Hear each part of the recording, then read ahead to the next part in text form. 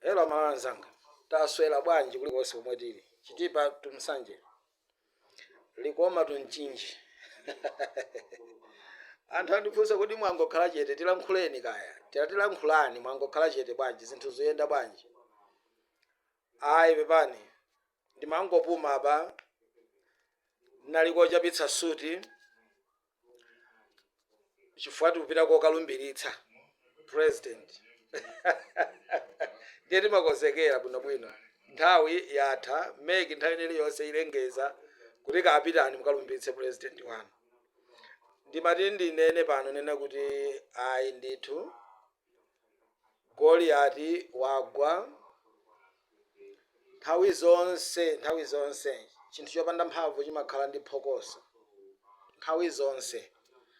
Goliath adalongolola ulongolola anaise atayika David patsogolo pawo kalankhula ndi adani a Filisti komatu zidapezeka kuti Goliath akuti sindionapo munthu kodi ali kutolimbana ndi ineyo, kodi ine ndine galu mbwera ndodo kwa ine. Adalankhula zambiri adadziwa nena kuti mu zinthu zooneka ngati zonyozeka ndi mmene mmakhala mphamvu ndi ukulu wa Mulungu.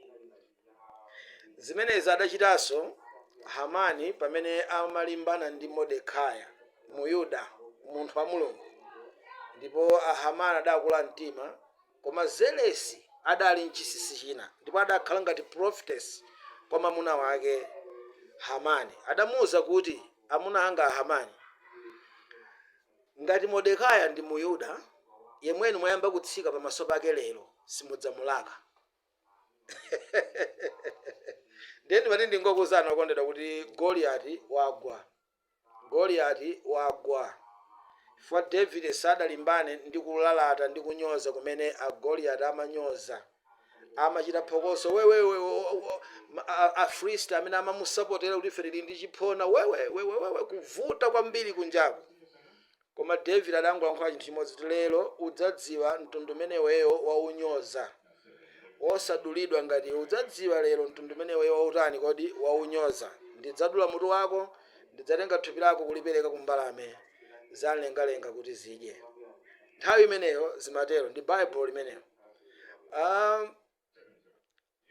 Lero Goliath wagwa anzanga nonse a MCP idyeni sima osadwala ndi BP kuti ayi mwakuti no ndi phokoso chabe. Moto wamapesi umayaka choncho osadankhawa ene iliyonse.